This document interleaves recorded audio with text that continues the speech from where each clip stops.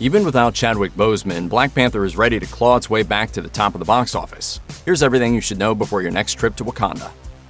Obviously, Marvel Studios had to drastically change its plans for Black Panther Wakanda Forever following Chadwick Boseman's death, and it pushed its original May 6, 2022 release date to July 8, 2022. Angela Bassett, Queen Ramonda herself, told Entertainment Tonight that there had been 5 drafts of the script after his passing. She explained, "I don't know what it's going to look like at all. There have been about 5 incarnations of the script and I hear another one's coming. Of course, with our dear King Boseman going on to glory, a lot of things had to be shifted and changed. Hopefully it will be satisfying, I think, for fans, and it will be honorable of our Chad. We love our king." This all meant that production had to be pushed back until the summer of 2021, and it lasted until March 2022. The film was pushed again to November 11, 2022, amongst several other Marvel movies, with Variety reporting that these delays were due to production issues. Thankfully, the film is still on track to arrive in theaters later this year. The first Black Panther Wakanda Forever teaser is an enlightening look at the sequel without actually giving too much away. The emotional footage is scored to Thames' cover of Bob Marley's No Woman No Cry, as Wakanda mourns its fallen king. Meanwhile, Shuri, Queen Ramonda, Nakia, and Okoye all grieve for their loved one. Wakanda is in a very weak position, so it isn't long before Namor shows up and starts causing trouble for Shuri and her family. Unfortunately, it isn't clear why this war has erupted between Wakanda and Talokan, but it probably has something to do with the Talokan seeing the water as their realm. There are brief shots of some kind of giant research ship lowering 2 people in mechanical suits into the ocean, so perhaps they've trespassed on the Talokan's territory, or damaged something which has enraged them. Either way, there are several glimpses of Namor and the Talokans warring with the Dora Milaje, so let's hope for some thrilling fights on land and at sea. It's entirely possible that outside forces are manipulating the 2 nations, but there's nothing in the trailer to suggest a secret big bad just yet, even if the internet thinks otherwise. But we'll get to that. The most important takeaway from the teaser is that it ends with someone else wielding a brand new Black Panther suit, which is decked out in gold details this time around. There are plenty of candidates out there, but it looks like it might be Shuri getting some new duds. Do not tell me what is possible, tell me the truth!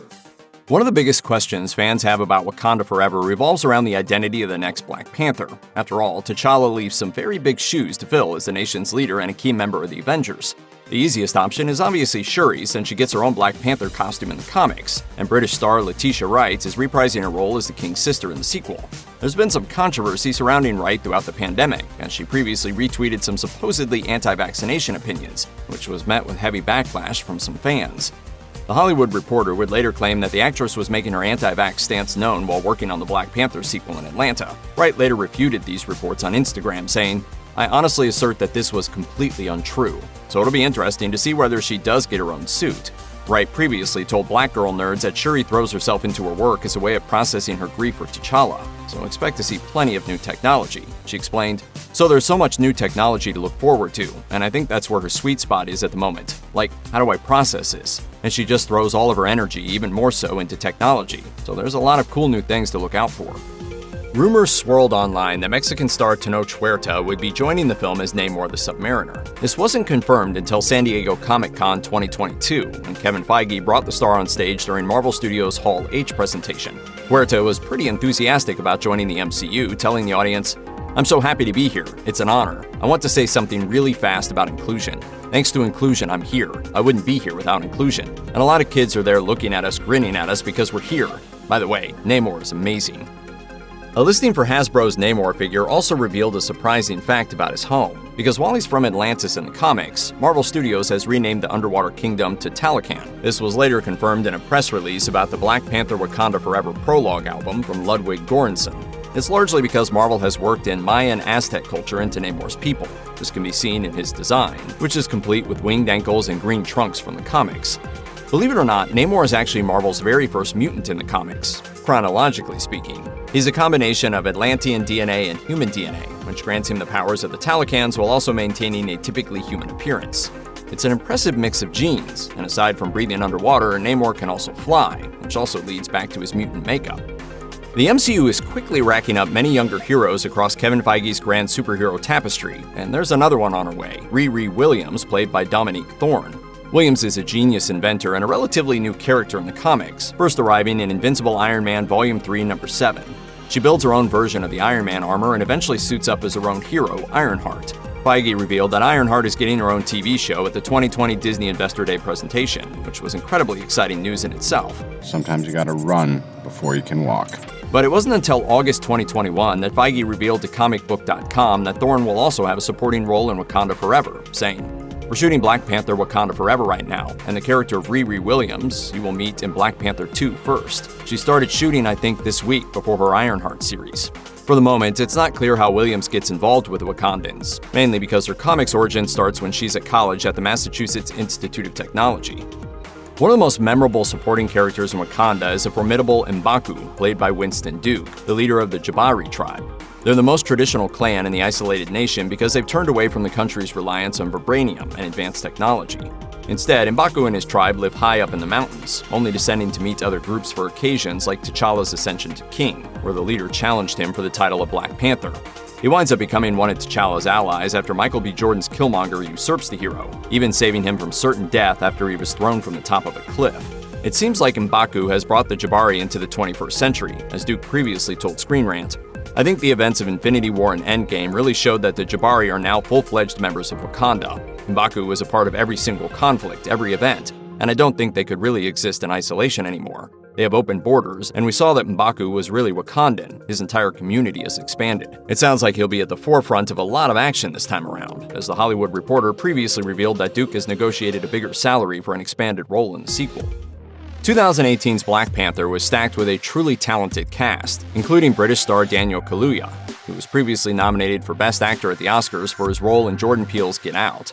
He won Best Supporting Actor for Judas and the Black Messiah. He's appeared in Black Panther as T'Challa's confidant and best friend, W'Kabi, a member of the border tribe whose father was killed by Andy Serkis's Ulysses Klaue years before the events of the film.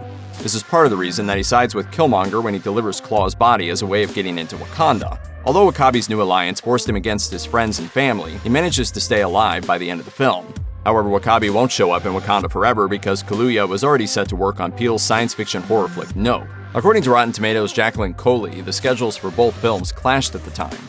It's not surprising that Kaluuya opted to stay on board for Nope, since he did some of his best work with Peele in Get Out. It's in the cloud!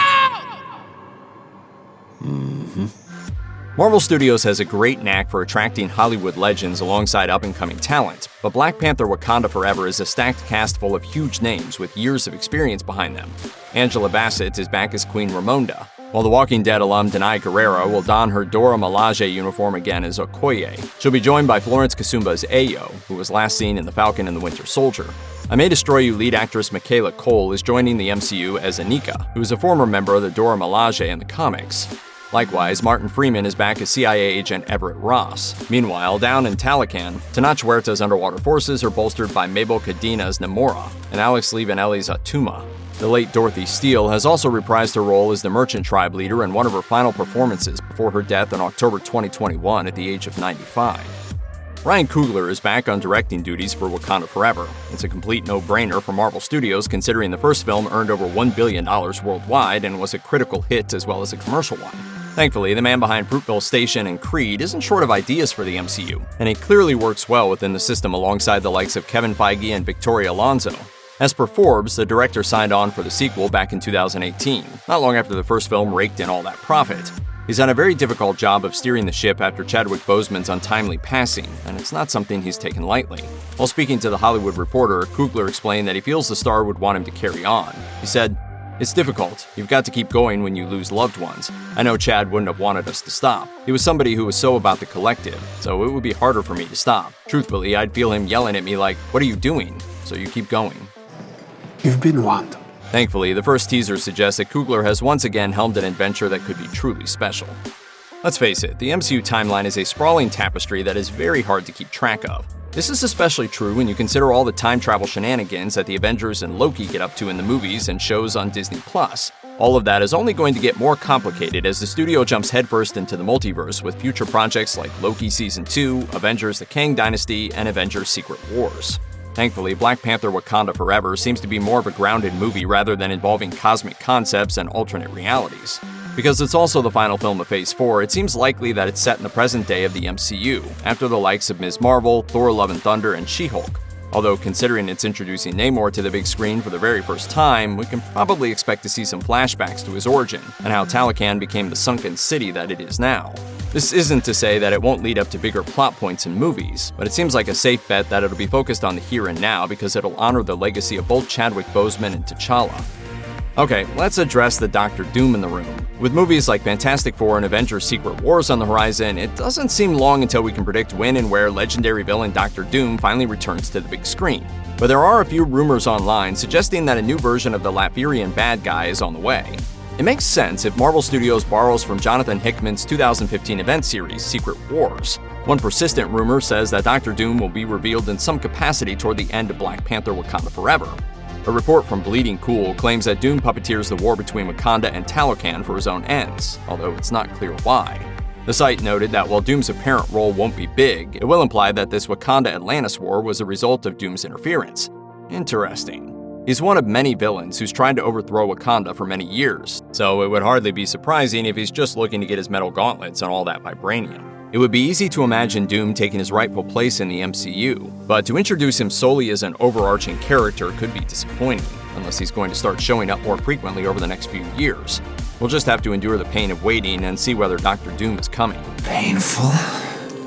You don't know the meaning of the word.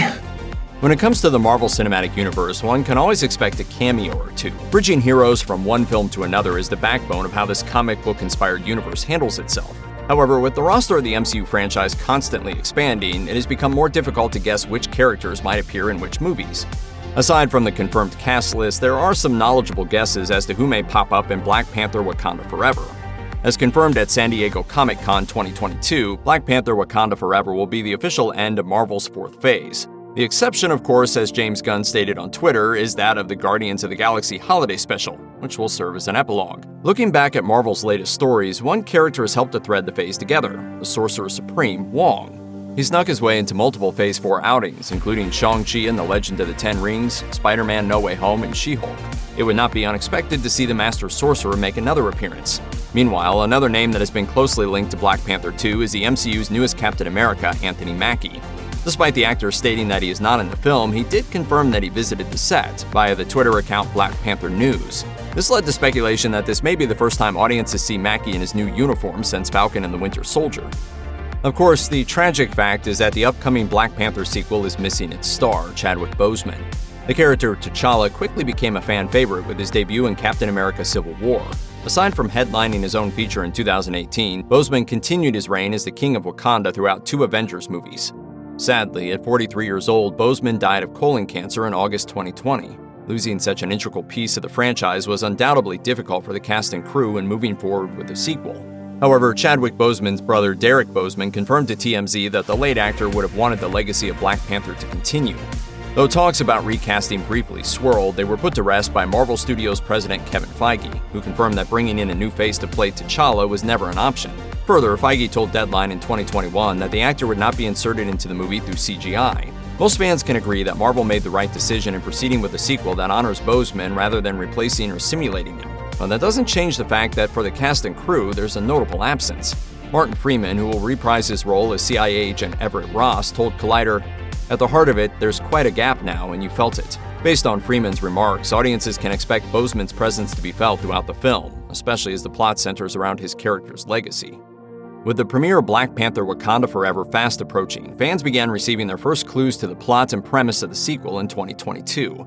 The official synopsis released by Marvel Studios reads, Queen Ramonda, Shuri, M'Baku, Okoye, and the Dora Milaje fight to protect their nation from intervening world powers in the wake of King T'Challa's death. As the Wakandans strive to embrace their next chapter, the heroes must band together with the help of War Dog Nakia and Everett Ross and forge a new path for the Kingdom of Wakanda. At the conclusion of the first Black Panther movie, the King of Wakanda chose to reveal the secret nation to the world and share their advancements with the rest of society. We must find a way to look after one another. The aftermath and revelations of this reveal will significantly impact the sequel's plot, especially as the nation of Wakanda is left leaderless. It's also easy to guess that a new Black Panther will be crowned during the events of Wakanda Forever.